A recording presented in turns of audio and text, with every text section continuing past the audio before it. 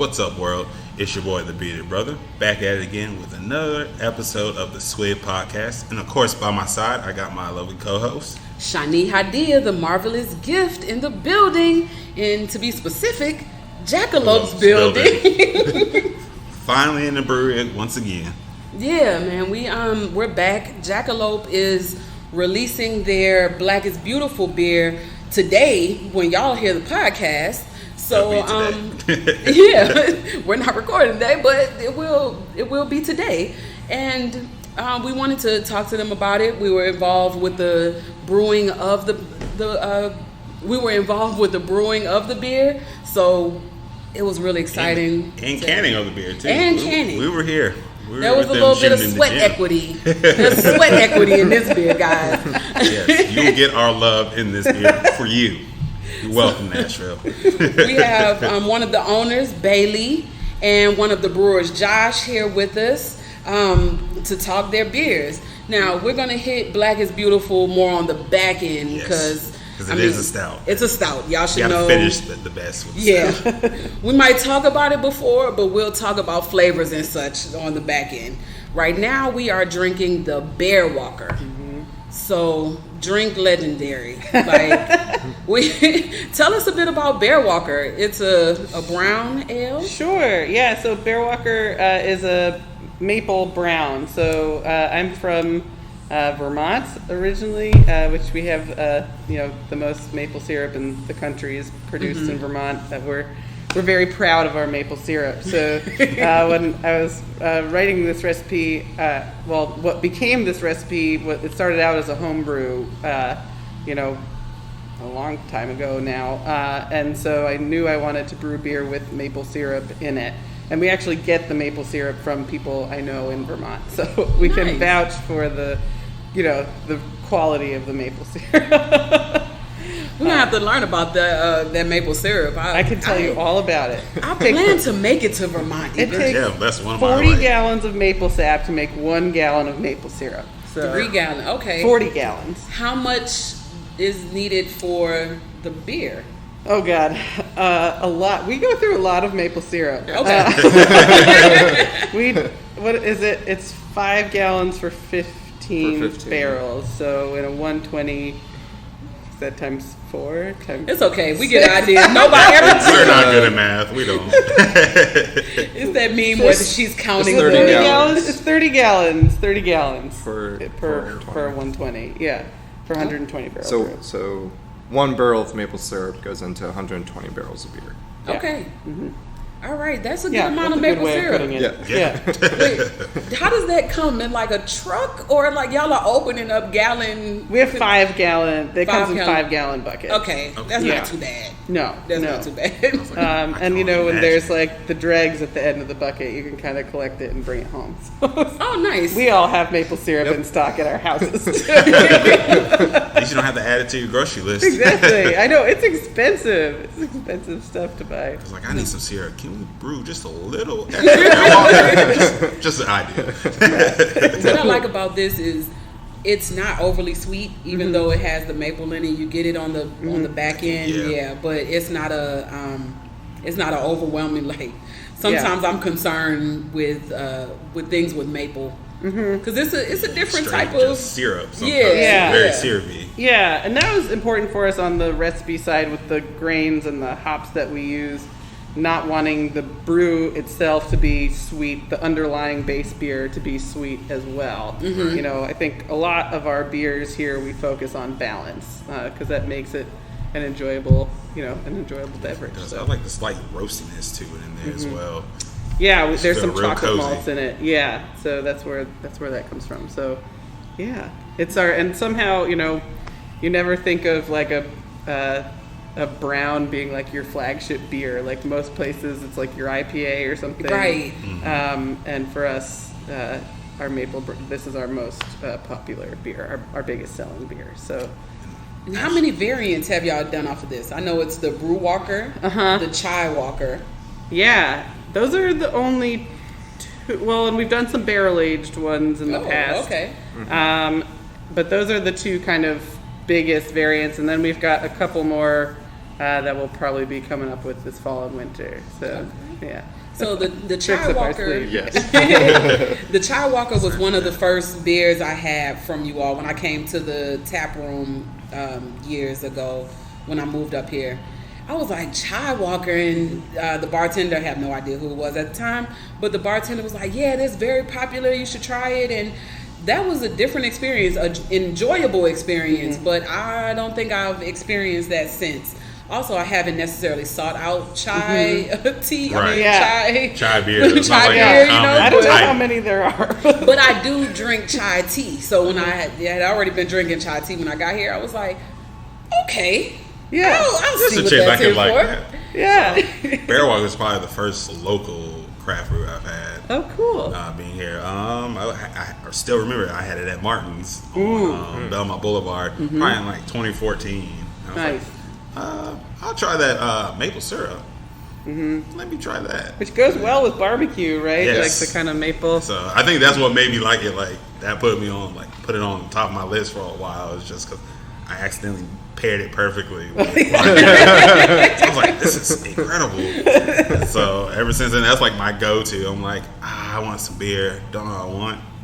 Bear Walker. Yeah. It's never let awesome. me down. So Awesome. That's great to it's hear. one of my old faithfuls. Yeah. I think that's really what it's become for a lot of people, which is cool.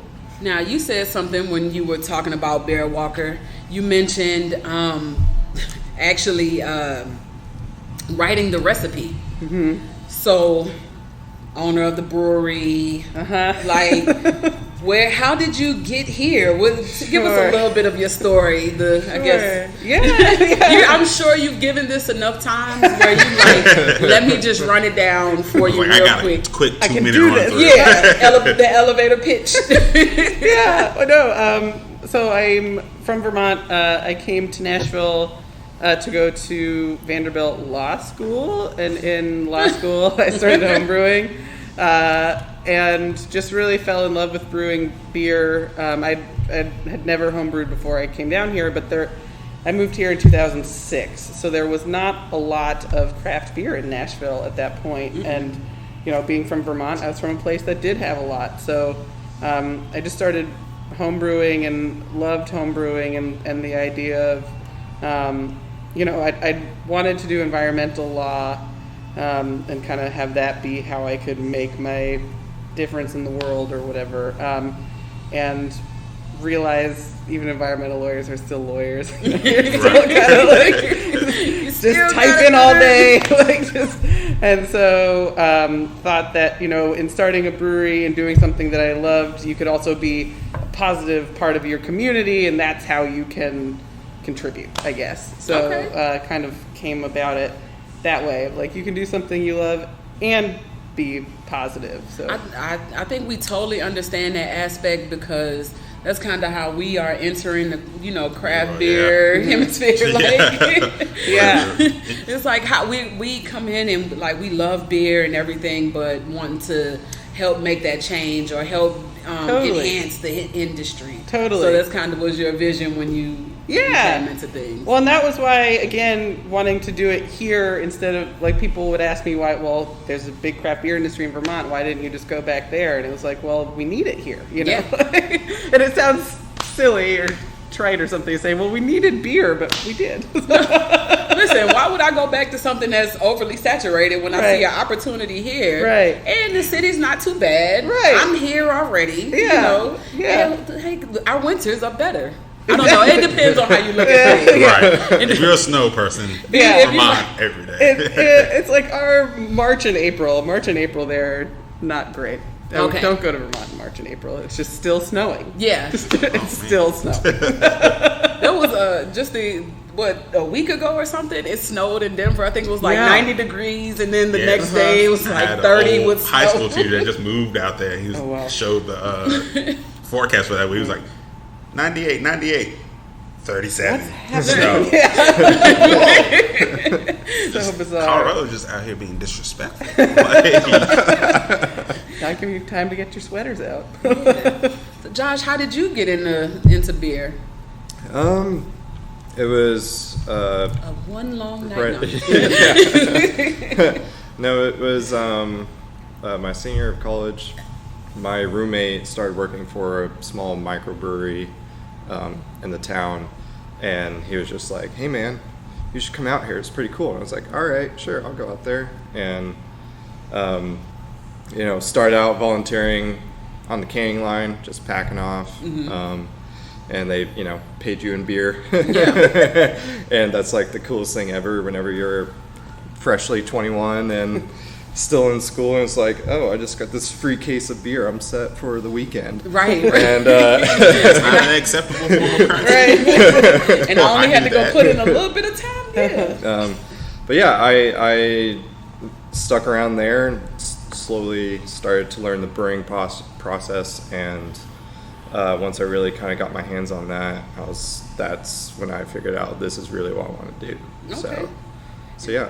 So it's funny you say that, because I like to scroll Worst Beer blog every so often, just when I feel like reading something funny or not. I don't know. It's just right. Just a little bit of beer drama, if you will. Somebody posted, he was offering a job, and the payment was beer. And people were like, "So you just want slaves, and that's what you're supposed to pay people."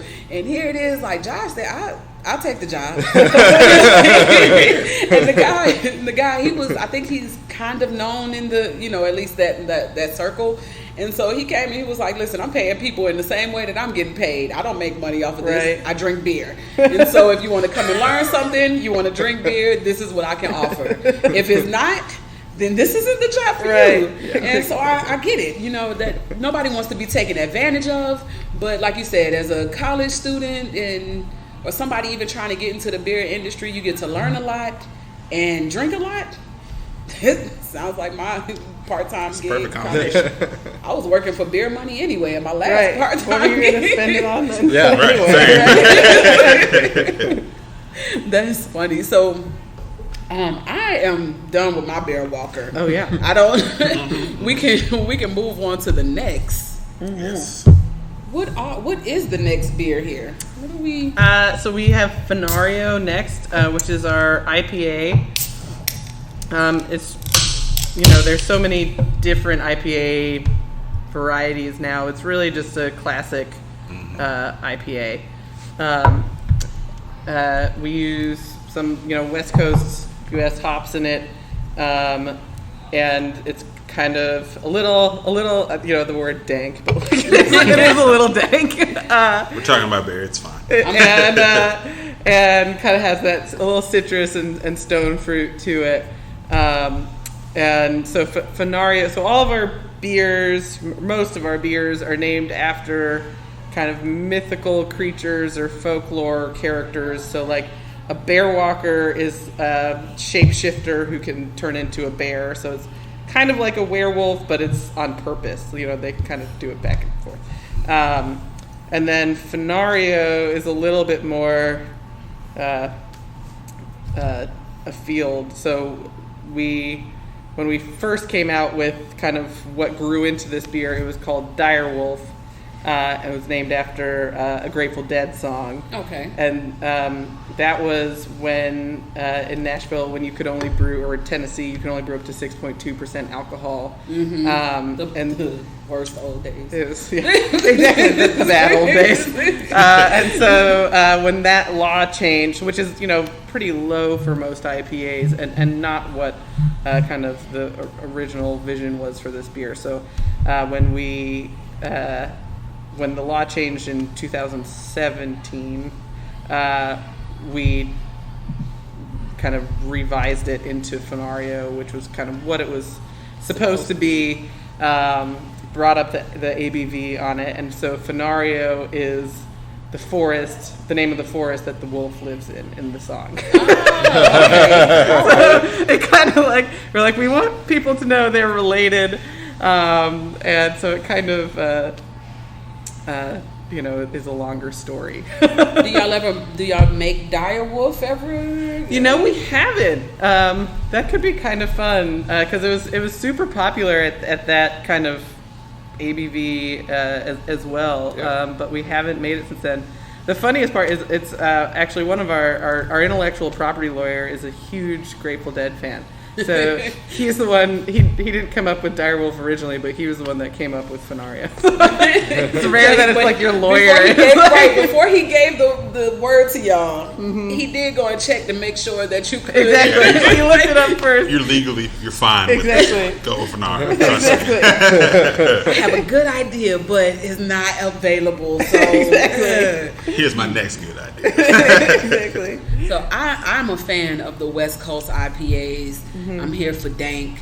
I like even those that smell like dank. And so this one, it does not smell like dank. I don't get that level of, but it is in the beer term dank. I'm getting piney and all of that good. Earthy. Yeah.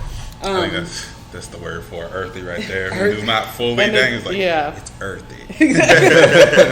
Actually, make it sound a little sexy. It's earthy. Drop it a little bit. How do y'all feel about hazies?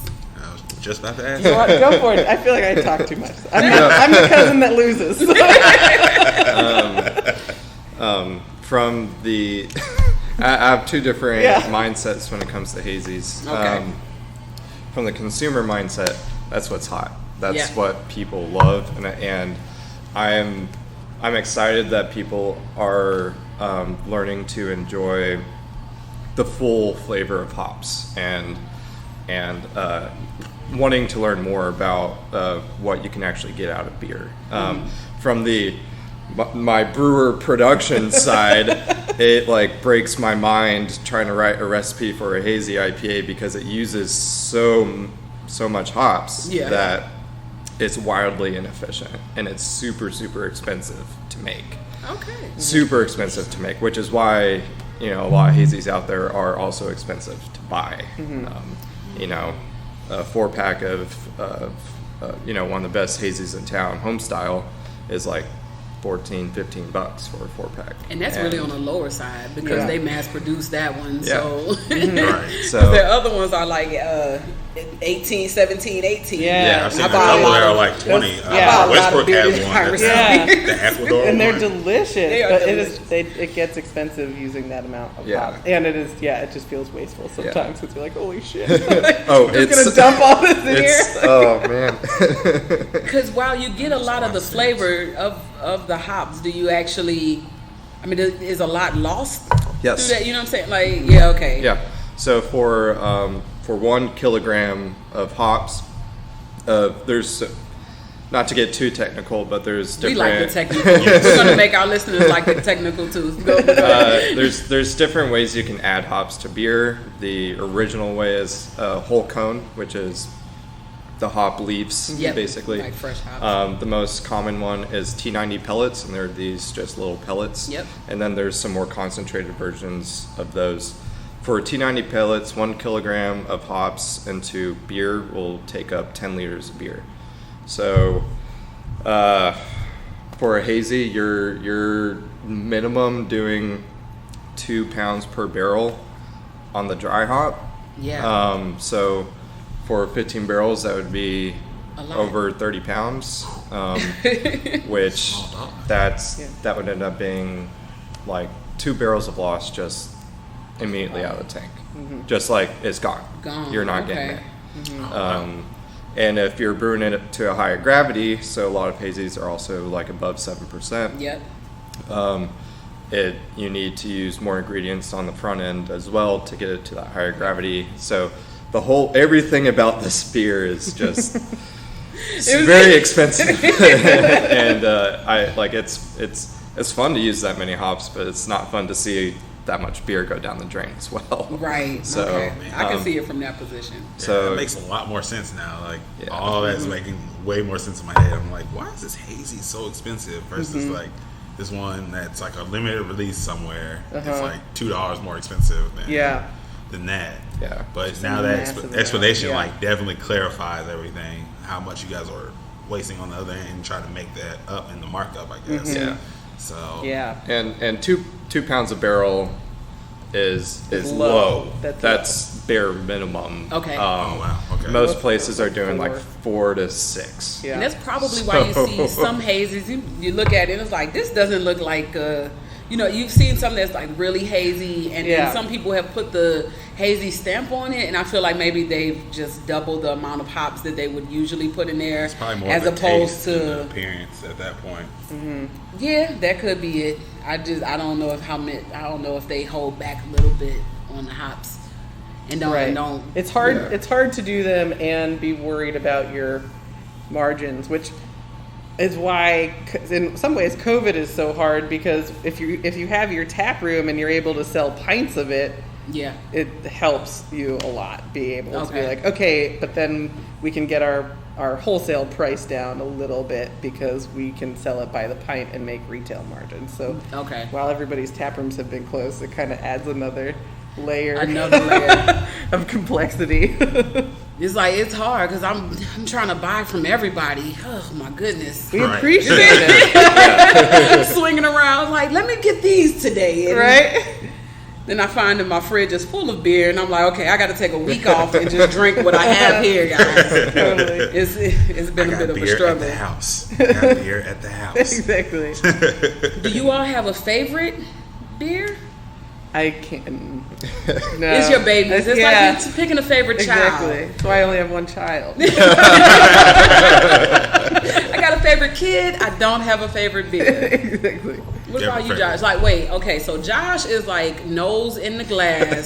He's already done. It's been in the can. That's 1 kilogram too many hops. God, dang it. Are you happy with your product, Josh, right now? Yeah. Or is Yes. I imagine you are. I know you. At least you wouldn't say it on the podcast. We leave and he's in Bailey's office like, something is not right with this. We got to make a change. You're not far off.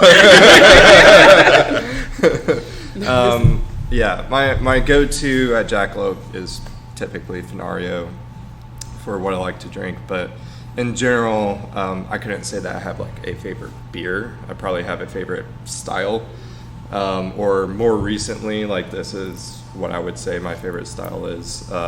But being in beer for so long, I've been in beer for 5 years now. You drank a lot of beer during that time, I'm sure. There you go. That is true.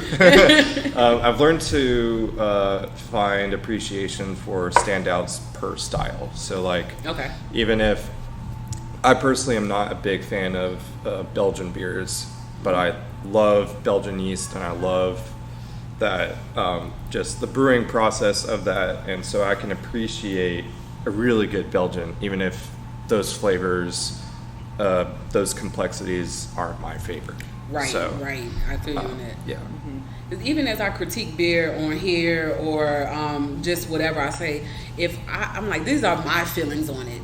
Right. These does not, like, you might try it and feel like it's the best beer ever. Right. So don't let me deter you. Like, if it's something that intrigues you, please try it out. Right. There was a certain creamsicle beer that I could not. I saw that on your Instagram. That's the same thing with me. I had a smoked tomato beer a few weeks back. Oh my, yeah. Yeah.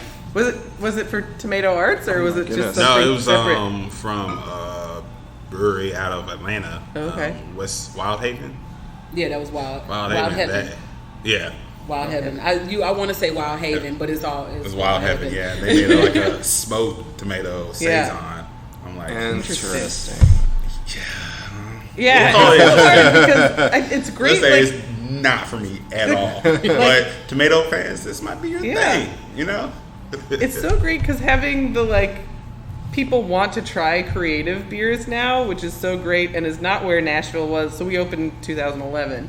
That's not where Nashville was in 2011. They were tiptoeing in, it's and now people I think a little bit. Yeah, but we still have people who want to try something new. Even if it's not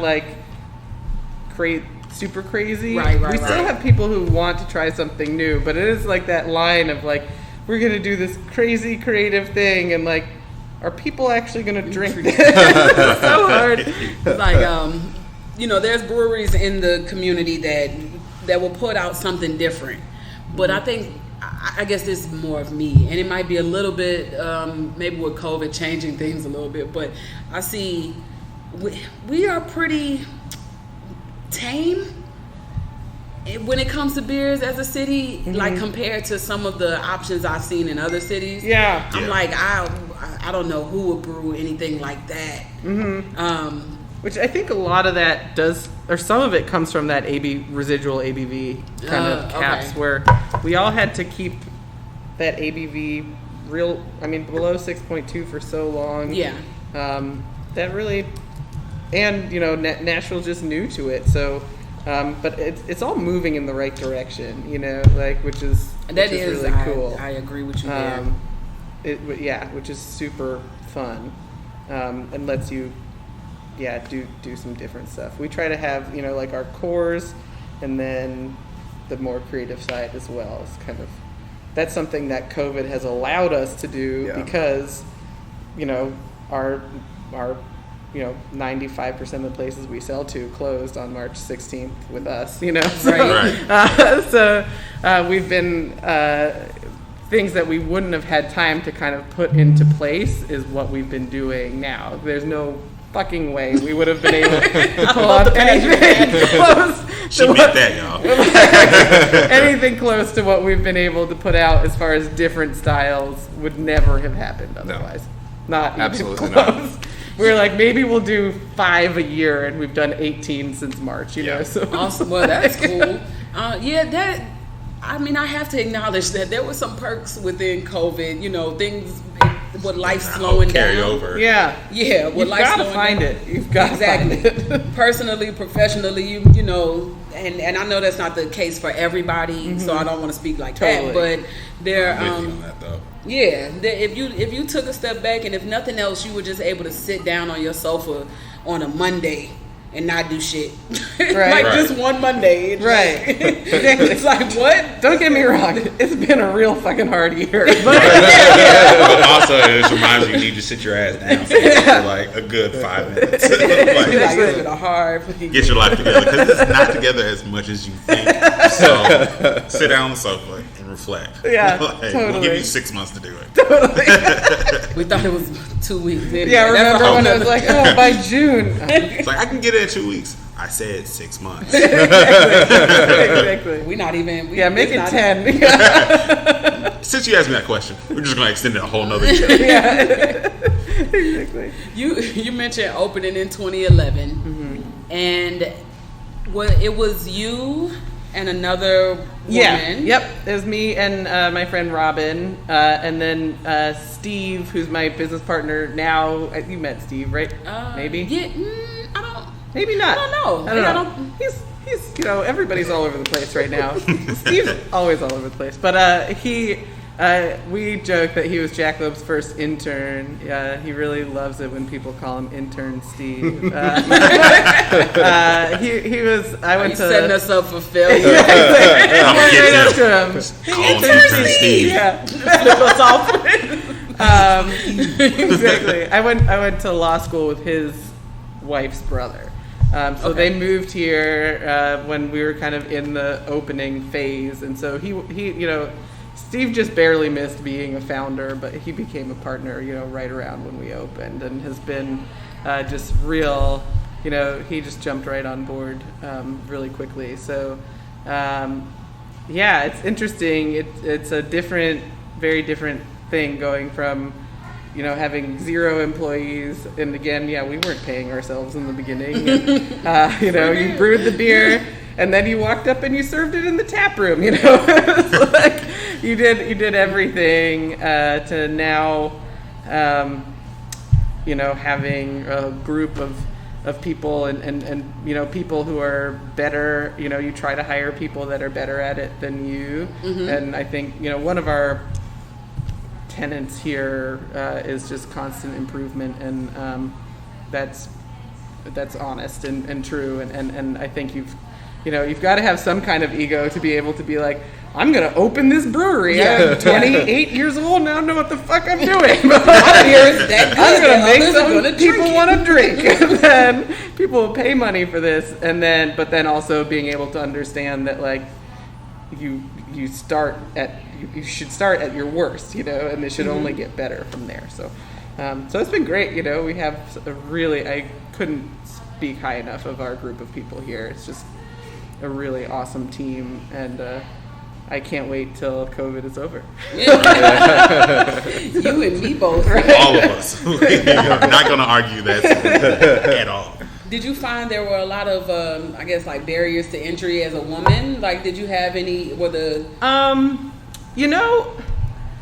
I don't know. Because you only have your experience, right? So I don't know. I think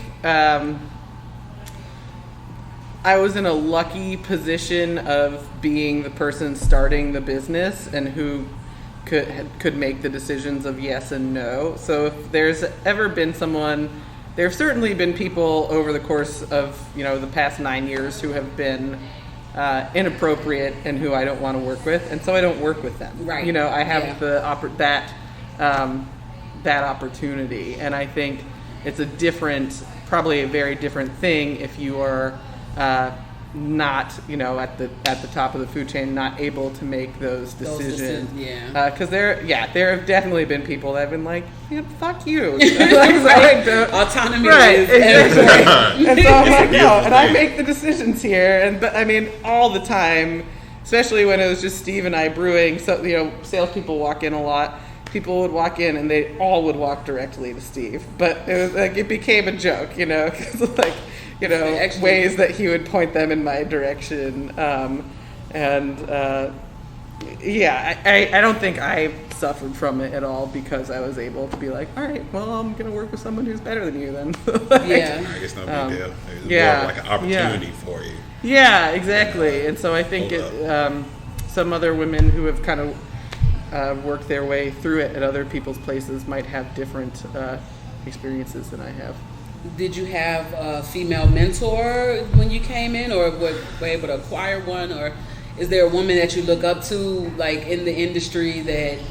Well, I mean, I think, I don't know if you know Karen, who she was at Bosco's, and then she brewed at Corsair.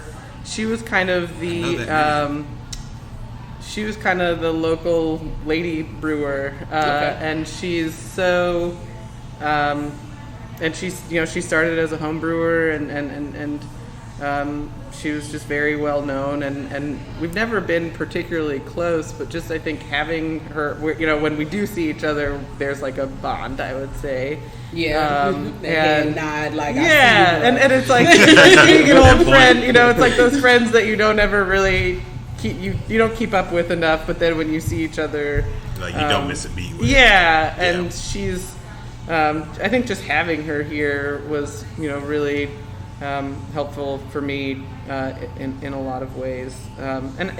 We have a great brewing community in Nashville. Again, it was very small when we started, but the folks at Yazoo and Blackstone were really the ones and Bosco's were the ones that preceded us, and they were so helpful, and never like your male or female did not matter to them at all. So. I never felt anything strange from them at all. So no, that's good. Yeah, that's awesome. That's a perfect situation. Yeah. You're like, I've never experienced this. I call the shots, so yeah, exactly. You want to talk sideways to me? Right. Fine. Exactly. I've seen it. Next. Exactly. I've seen it. One of Steve's favorite stories. It was when we probably had first started distributing, so probably like 2012, 2013. He was at Edley's, and there was a group of people at a table next to him, and they were all drinking Jackalope except for one guy who was just like, I wouldn't drink that. It tastes like it's brewed by girls. And Steve, he was like, I don't really know what to do here, because, fuck you, I brew that, but also, what does that even mean?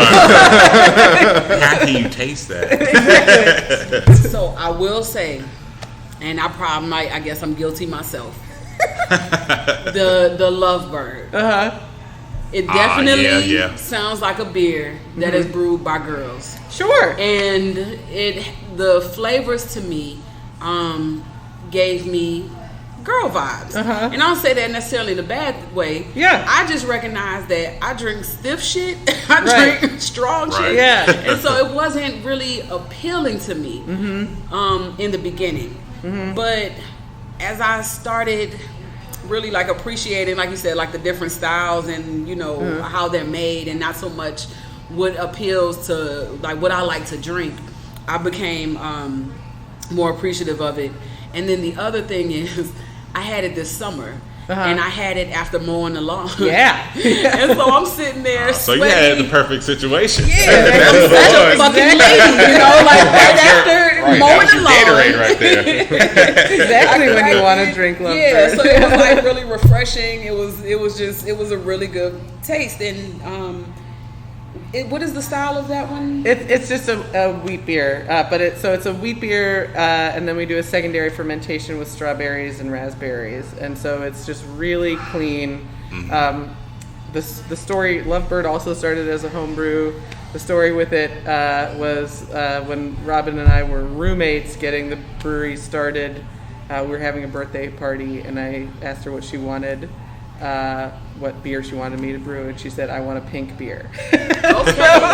Yeah, it comes off as a girly beer. That's fair enough. Yeah, my girlfriend drinks it a lot. That's kind of how I got her into the craft world. It was like she liked Kolsch's, and she tried Lovebird. When I was working at Whole Foods, she was like, make sure you bring Lovebird home. Yeah. At least a single. And when so I was like always carrying Lovebird home. And when I brewed it, again, I'm not really a Hefeweizen or wheat beer person, and I'm not really a fruit beer person. So I was like, okay, I'm gonna brew a wheat fruit beer that I actually enjoy. So, that makes sense. I don't. Again, I'm really up for everybody's palates. I personally don't really love the clove banana thing that a lot of hefs have. Yeah. And so we use a much cleaner yeast, like kind of the more American wheat style yeast, than the German hef that has that like really strong banana clove. Okay, I think that was one of the things that intrigued me, because while I love bananas and I will do a banana flavor on just about anything, I'm not fully sure if in my wheat beers what comes through in that. I probably would do it in a stout. Yeah, sure. But just in that version, I would. There's another Hefeweizen that's very popular here in Nashville that I just haven't been able to get into, but I want to try it again. I think I did. Never mind. It's not. I feel like I had that conversation before. And again, it's not because of the style. I mean, the brewery clearly has been around. It's just not me. It's just not my thing. Yeah, exactly. And I think that's the great thing is like respecting everybody's palates and being like, this might be your style, it's not my style. Like, just it's such a fun part of the beer drinking. But there is a style out there for everybody. Yes, exactly. There's so many people that come in that are like, I don't like beer, but I like your beer, and you're like, so you like beer? Beer. Beers don't like specific styles. Maybe you didn't like the Natty Light really you were terrible. drinking in college. People be like, I don't like beer. I'm like, what are you drinking? Right. It's like, well, I had that from It's the most variety of, in my opinion, most variety of any beverage is beer. I would think so. I would agree. Oh, 100%. Somebody would have to prove me different, and you probably can, because I'm not going to look it up. But there's I'm a probably lot. not going to listen. Fuck your thoughts. They're stupid. Let's go ahead and pour up what we are here for. Yes. The Black is Beautiful. So the King Weather Michael Souls Initiative. Yes. It dropped, of course, after George Floyd's killing. But I think it was a great way. Like, I was proud to see the community come together and everybody really jump to it. I mean, I know Kramer and I want to look out which Nashville brewers, who's brewing. So we were checking the website every so often. I love that on the website. Yeah, so and cool. So we were checking the website, and then the other thing is, like, we started to realize that people were kind of trying to figure out when, how, realize that there's more to it. There's a business side to it as well, right? That people couldn't just jump in there and immediately start brewing it the next day. And so we had been on the lookout. We were like, let's walk it back a little bit. Let's see. And so we had a first wave of Nashville releases, and now I think we're coming into kind of the second wave, or at least people brewing it, you know, talking about it. And so it's rippling again. Do you know how many Nashville breweries are doing it? We have 4, y'all, various artists. Living Waters. Awesome. No, that was including the 4, because I was thinking about the 4 we did. Yeah, that's right. So 7 for sure. That's awesome. Yes. And if you include like Middle Tennessee Bad Idea Brewing, they were one of the first ones to do it. That's awesome. And I went down there and had theirs. They just released it on tap. But that was so good. You said what? I'm sorry, I just started talking to myself about this. I like to do that. Have your own little podcast in the corner. This is amazing. This is the Blackest Beautiful Bailey Challenge. Thoughts. Yeah. Ours is the best. In thought. Okay. So I'm going to let Josh take us through this beer, because this is your baby. Take me through this roller coaster. Well, so I have the statement that Weathersoul's sent out with their recipe. Oh. So I'll just read off. This is pretty much what they have for production breweries to use as a baseline. So this recipe was developed to highlight the different hues and shades of black. Our recipe is only a guideline, and please feel free to adjust as needed based on your system needs. Everyone knows and this gets a little technical, but everyone knows their water profile is best, so we also will leave that up to you. In Texas, we have very hard water, so we personally use RO and add calcium chloride and calcium sulfate to adjust parts per million. Which is true. When I was brewing in Texas, we had a RO, which is reverse osmosis system. I know that because you taught me about that. That's the only reason. So that's your little statement to the brewers, we can get into the actual brew days. So this beer was a lot of fun to brew. Jackalope hasn't done an imperial stout ever since I've been here. So no, since yeah, also exactly. Again, Big boy. there were no imperial stouts going on. You know, not even was close that to the by choice? 6.2. It was the 6.2 limit, so it wasn't even on our radar for the past few years, or till the past few years. Yeah. So That's good. so that alone was like, I was just super excited to finally brew a big beer again, because it is different than brewing some lower ABV beers. This one uses a crap ton of really darkly roasted malts. I like using shit ton. Yes. Shit ton. Or fuck ton, whatever your preference. So like, it's 12% of really, really, really darkly roasted malts, which you would typically do like 5%. Okay. And then another, 9% of not as darkly roasted malts, but that's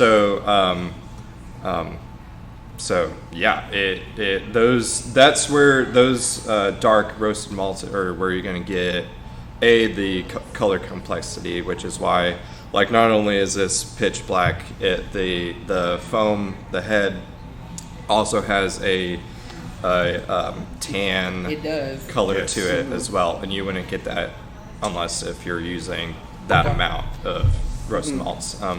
That's also where you're going to get the really complex roasted flavors. So the coffee, the dark chocolate, some toffee even, dark raisin, some of those darker fruits. Okay. You'll get some of those flavors coming through whenever you're using it in these quantities. I had it on canning day, and because again, it's a tradition to, after you finish canning, to crack a beer open or whatever. So I joined in the tradition. That's my kind of tradition. You gotta do it. I'm not gonna lie. So on it comes off as a fairly easy to drink stout. It's it feels a little lighter in body, but on the back end, like, that thing kick you. Like it's like, wait, no, There's the it's start, dry. start Yeah. fruit right there. I taste it right here in my throat. things that are, I think, so I've had some of the other Black is Beautifuls around town, and from my perspective, knowing the recipe, it's really interesting to see how everyone else's kind of like turns out. Right. And so I think what makes ours stand out, or like what our version, how it's different, is ours is a little bit drier. So it's not that heavy sweetness. There's still plenty of sweetness in there, but it's not.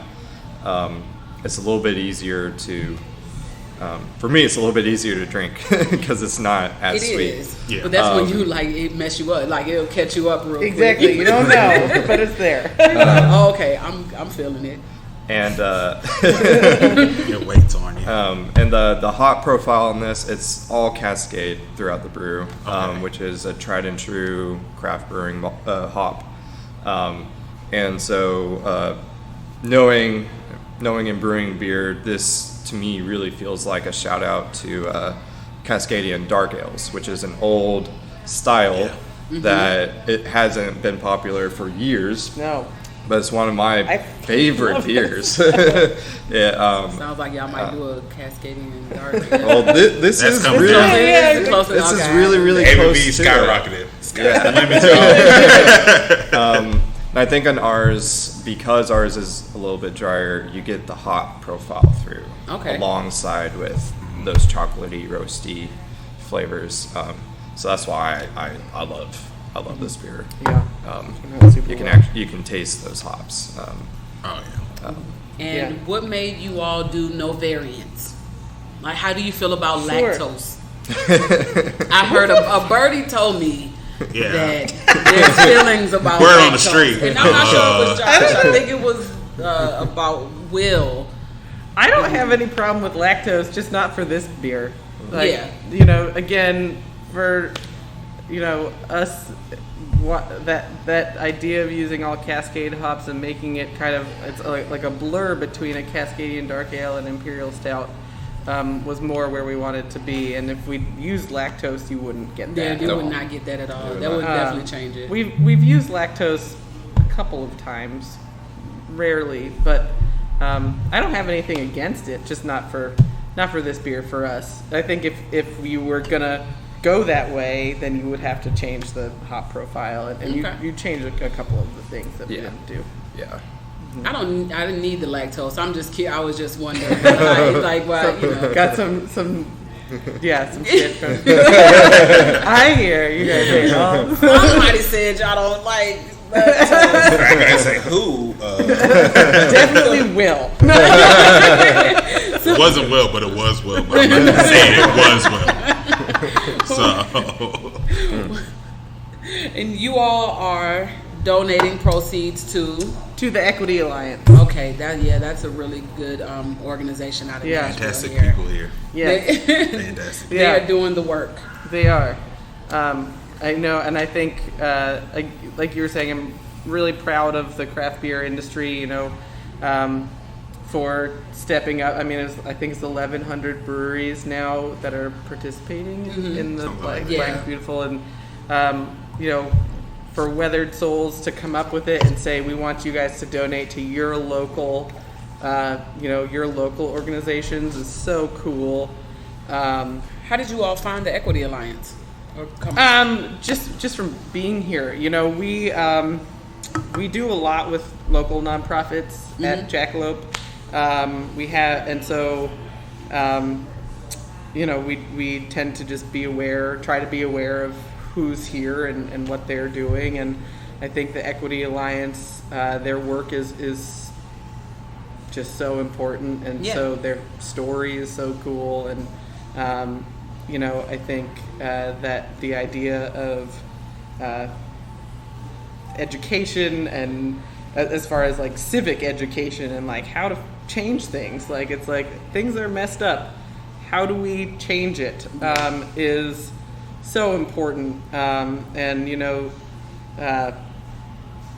They definitely give us some layman term ways, and I enjoy you want to feel organizations. Involved, you know? Organizations that almost make it easy for you to get involved, and that is they are one of those organizations. Right.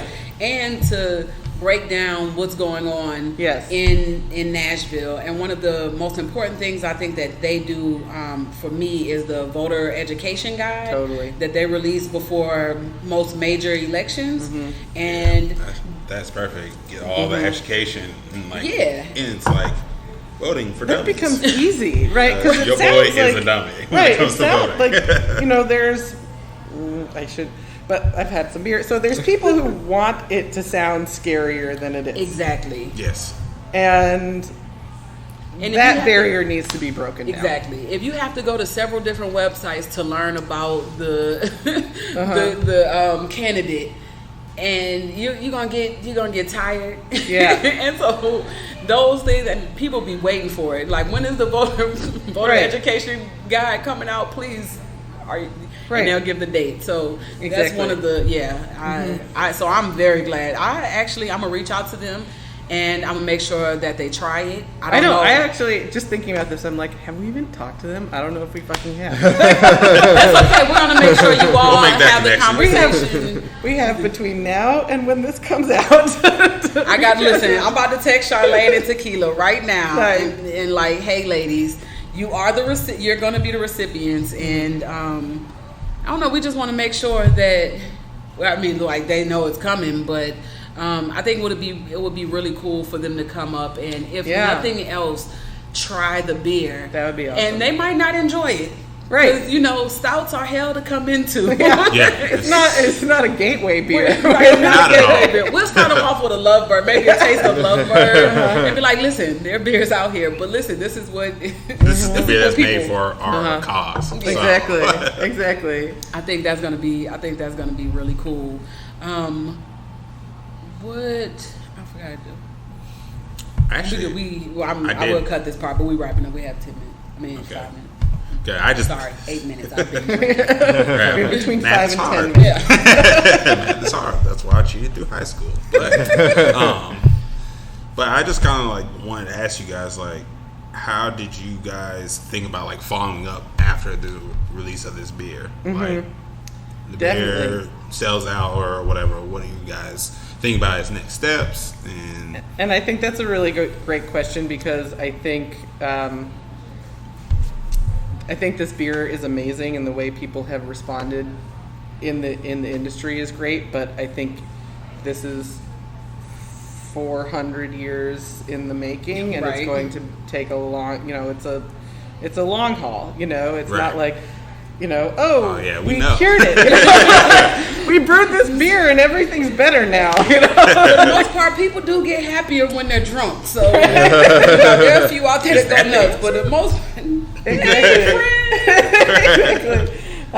So I think that's a really great question. I don't know. I mean, just thinking, since you asked the question, I think a good first step for.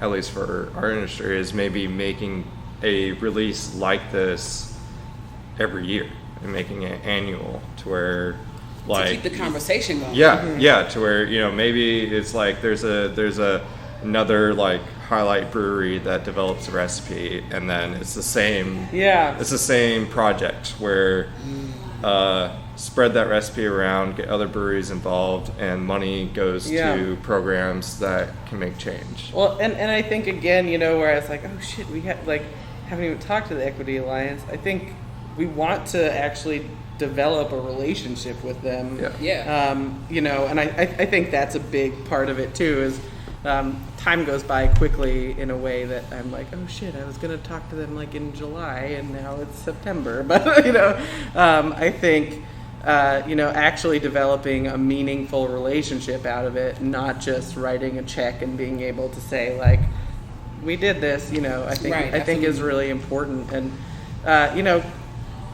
again, it can sound, of all the injustices, craft beer being, primarily male and white, sounds like a fairly innocent injustice, but I think it's a minor symptom of a much larger issue. Exactly. And so if you can work on that, it'll help out with the bigger issues. Right. That's where Kramer and I, we've chosen our piece of the pie.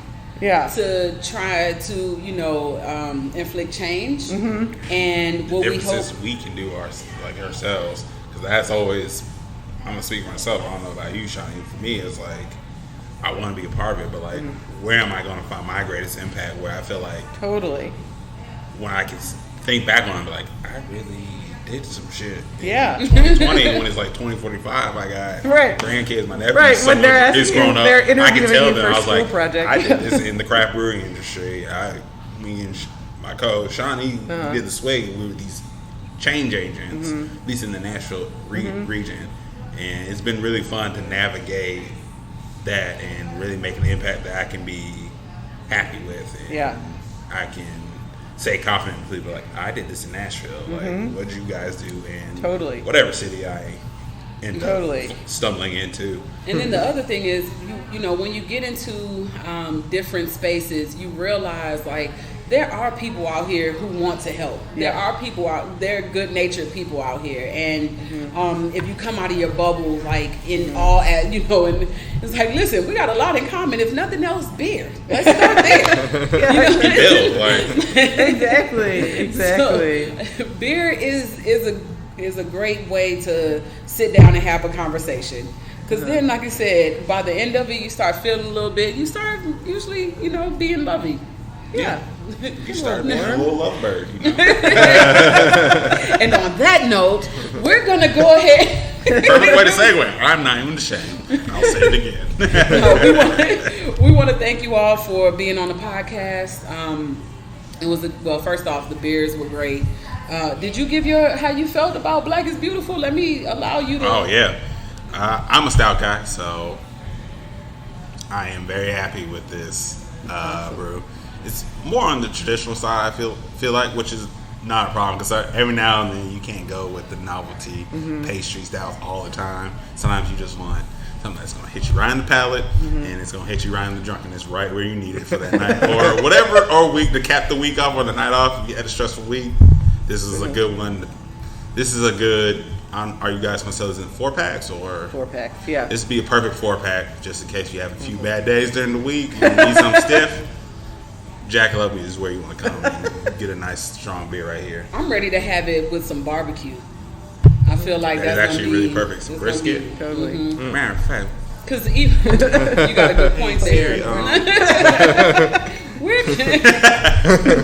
Yeah, I think that's gonna go really well with some barbecue. Because again, without the variants, like you have that nice chocolatey, like coffee flavor a little bit there. So I'm a fan of it. And I have had a little bit of beer, but I feel like a little something on the back end after that. So, again, thank you all for being on the podcast. We're going to be in touch. How can people find Jackalope? Or even you guys, if you want to share that information.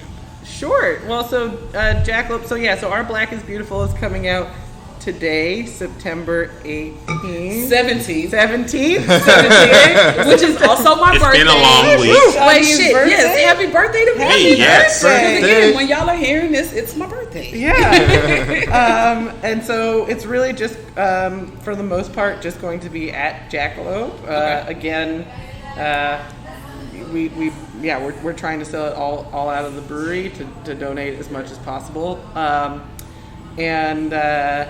You can find us on our Instagrams or Twitter or at Jackalope Brew or just jackalopebrew.com.